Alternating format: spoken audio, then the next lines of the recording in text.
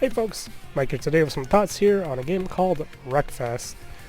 Full disclosure as usual, I haven't been given a code or anything. I'm paying for Xbox Game Pass Ultimate, and so this is one of the games that was recently added to the subscription. So, you know, we're playing on PC here. I am playing with an Xbox controller though, but we are still playing on PC. You know, here's PC settings. Everything's pretty much maxed out where I can max it out.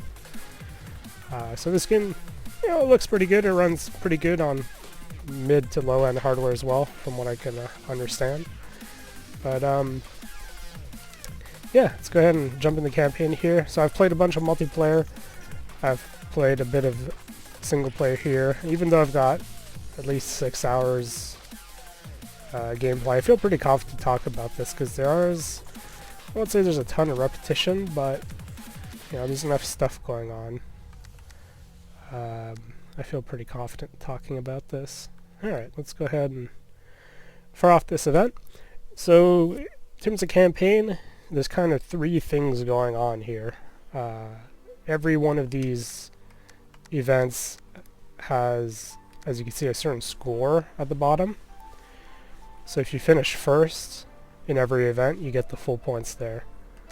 Most events, since this is a challenge, I also have to finish first. I don't have much of a choice. And in the bottom left corner, you can see there are bonus targets as well.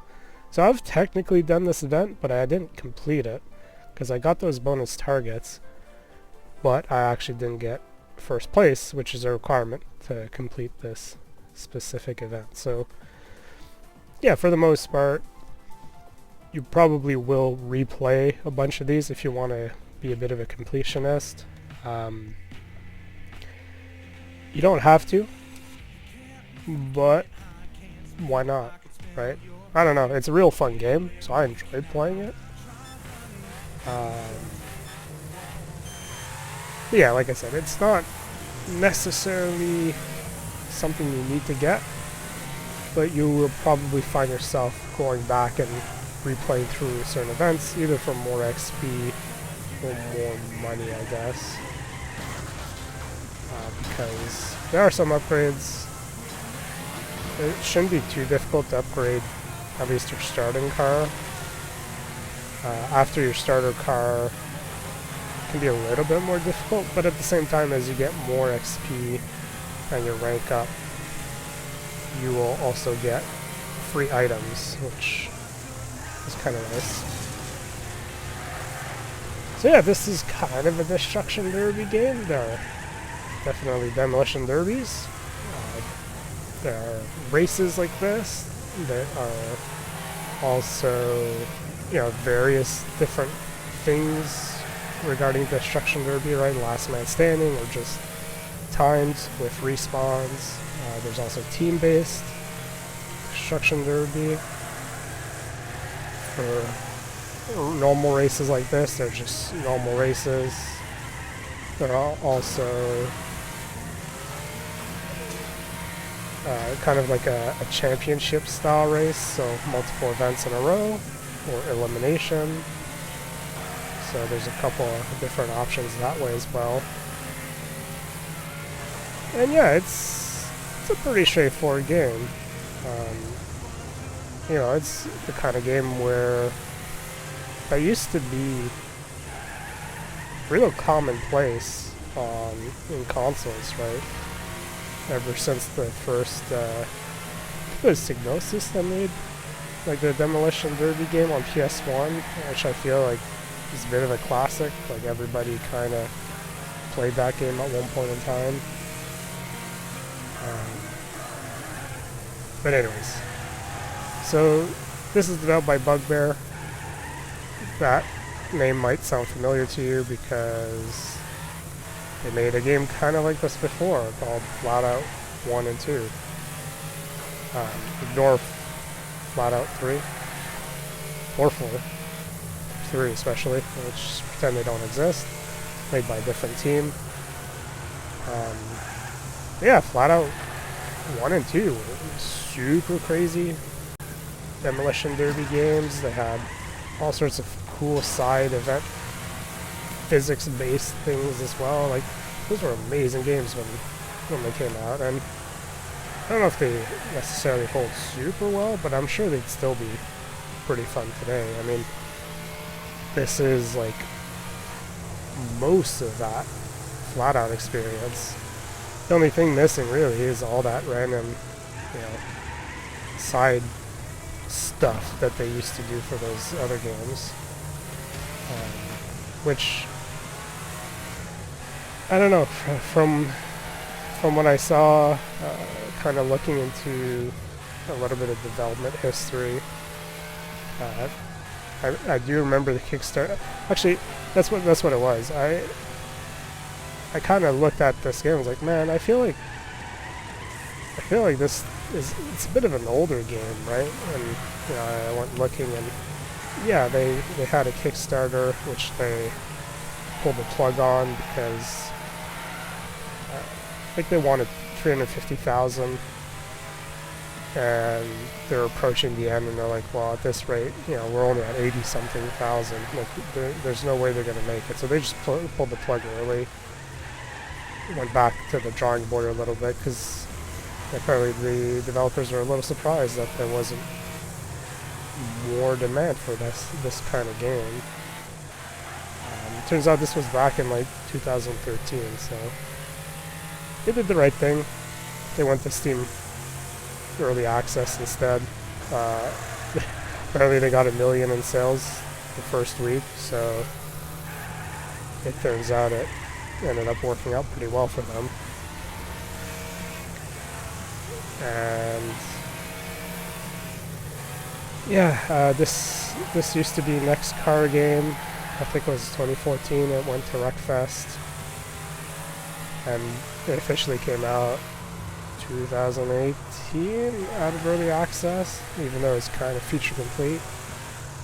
But yeah, even a couple, maybe a month ago, start of February or end of January, I'm not actually, I think it's start of February, they put out another major update to this game. So they still update it. It came to consoles in 2019, I believe, as well. So yeah, it sounds like they got a publisher. They're kind of ready to go. Basically, the reason I'm telling you guys all of this is they were independent, right? They were self-funding it. They didn't have a publisher, and so that's probably why it doesn't have all the extra little fun bits and things that FlatOut had. But this game kind of lacks, right? They didn't maybe have the same funds and staff to be able to do that. Alright, so we got a car, or I've unlocked a car. Got different performance parts because I leveled up. Oh, okay, you don't get credits when you replay events, I guess. Or maybe I don't get credits for this one because I get a vehicle as a reward instead. So that's possibly why. I'm not paying too much attention to this. I've just been jumping from event to event because this game's awesome. It plays really well. So, I talked about all that history and whatnot. Gotta talk about the gameplay, but first, let me just double check. Can I actually get it? Ooh, I can actually buy this suspiciously Civic CRX looking thing. So anyways, I have a bunch of what they would, the developers called these all like classic banger cars, right? Demo derby cars you'd see. Some of these are American and definitely in the US, but some of these are also European. So like you'd never see some I think this would be an Alfa, no, not an Alfa. This would be a Fiat sorts, I believe.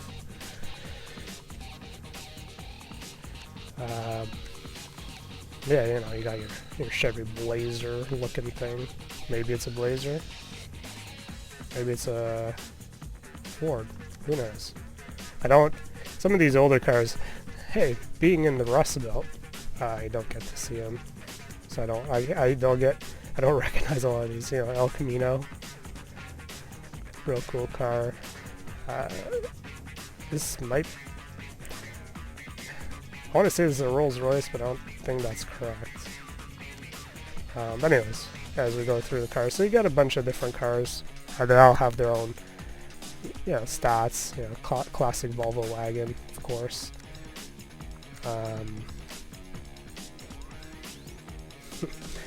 Roadmaster, probably. Yeah, you got a lot of different cars.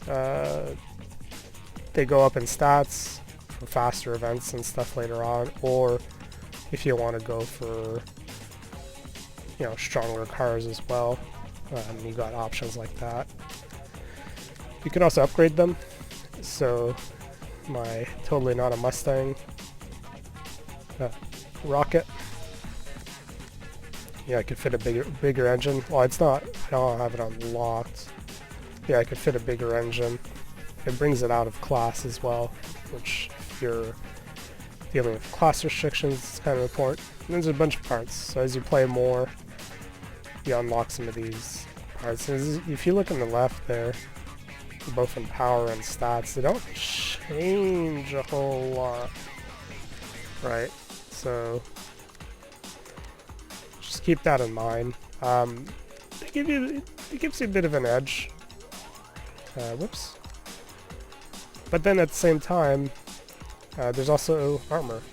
So if you want a different armor ratings, maybe you're going into a more aggressive race, or you know, you're gonna go bash some stuff, you can slap on some extra armor. So these you have to buy with credits, which you get for completing events, or you can get occasionally when you level up, you can also unlock them that way. There's also basic livery system. Come on. Yeah. There you go. Sometimes the UI of the controller is a little wonky. Occasionally.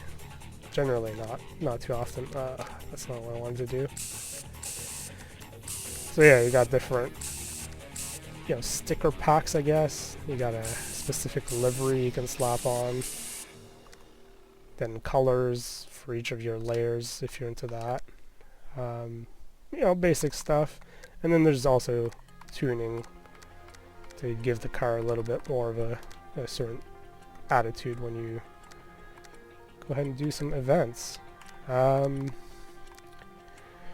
there's multiplayer. Just gonna look. There's more play. Okay. So I'm curious if the Microsoft Store version and the Steam versions share the same player base, because they talked about one of the updates when this came to Game Pass like a couple days ago, I guess. It's not been that long. They had to add a lot of, you know, extra servers because the Xbox was overloading it. And I'm looking here, and I've never seen like a crazy amount of players online. I've definitely seen full servers here and there. It's getting pretty late in the day, so, and we're in the middle of the week. But yeah, I wonder if Steam community and the Xbox/PC community are separate. And I mean like PC Microsoft and PC Steam. You know, sometimes they don't have the same infrastructure for whatever reason. There's also tournament, so there's like a kind of a season concept thing. There's like daily events. There's also DLC stuff, which I guess I can't do if I don't have the DLC. There's also a weekly challenge, which seems to require players? Not too sure how that works. Judging by these rankings, I guess PC and Xbox are separate? Who knows? Maybe. I'd be interested in knowing if more people play, because this game sold pretty well from what I understand. And then there's some in-game credits you can earn to buy different, I guess, some of these are straight up vehicles, and others are skins, which is kind of neat. Yeah, it's a different look for the harvester.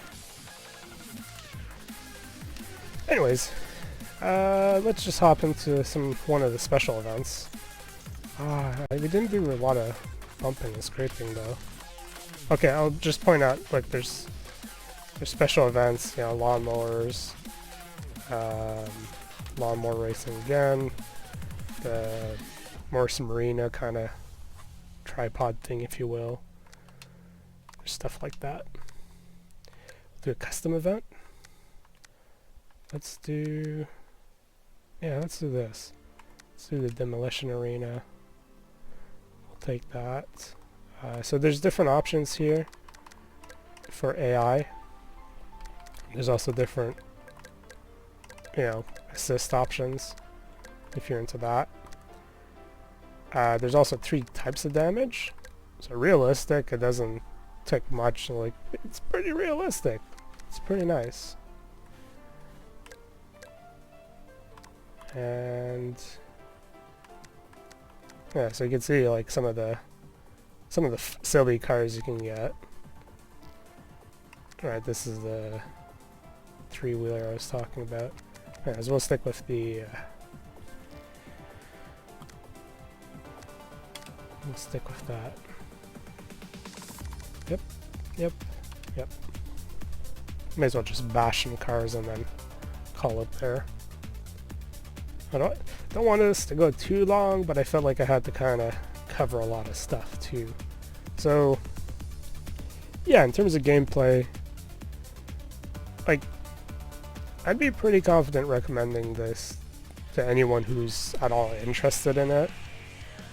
It's got a wide range of kind of accessibility, I suppose, and like, playing online, you don't have the same problems of, you know,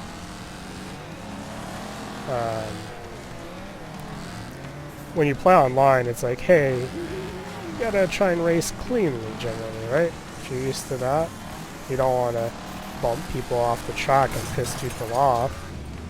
So, you know, a lot of people can be kind of intimidated or annoyed, really, from multiplayer racing in general. So what's great about this game is that, hey, if you want to use cars as an assist to stop by bumping into cars, yeah, as I say, I'm about to get wrecked, so I may as well respawn as soon as I can, but didn't get the respawn off in time.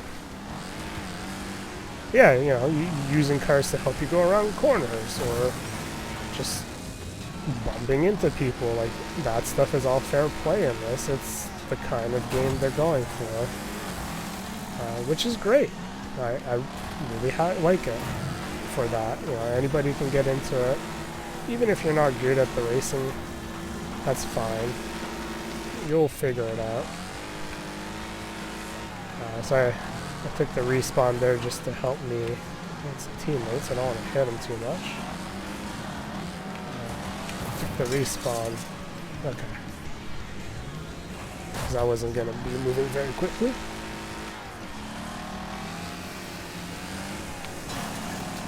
So yeah, one of the things you can see, the AI definitely backs up when they can to try and use the rear of their cars instead of the front, which is generally a little vulnerable. So that's kind of a nice touch.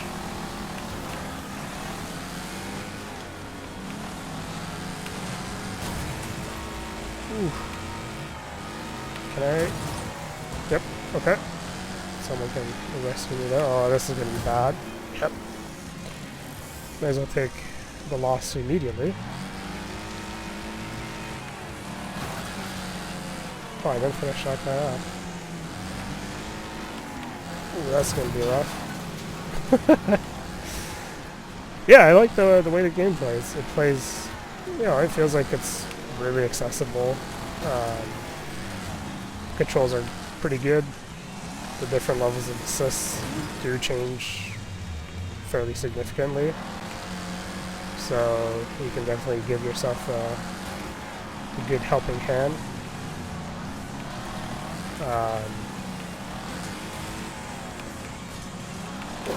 Jeez. That's gonna wreck me. Oh, that did not finish me up.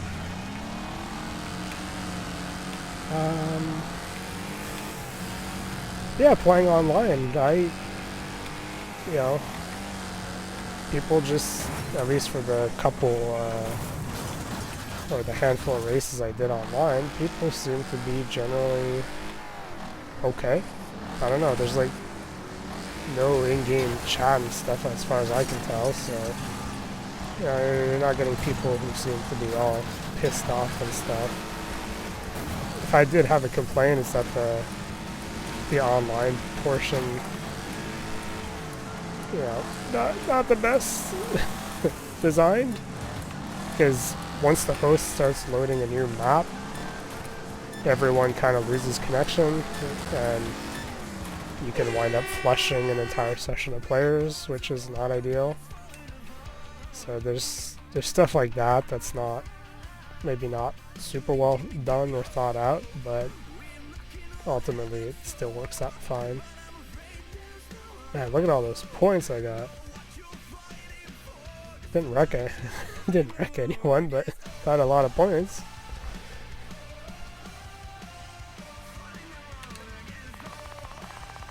And yeah, hey, that's right, I get XP and a little bit of money.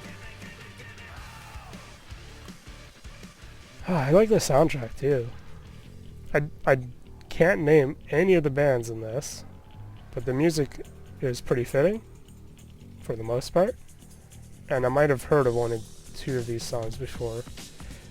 A lot of the songs are kind of, you know, there's some metal and stuff, which is more my genre. But there's a nice mix of songs in here, which have been pretty entertaining. But I think that's about it.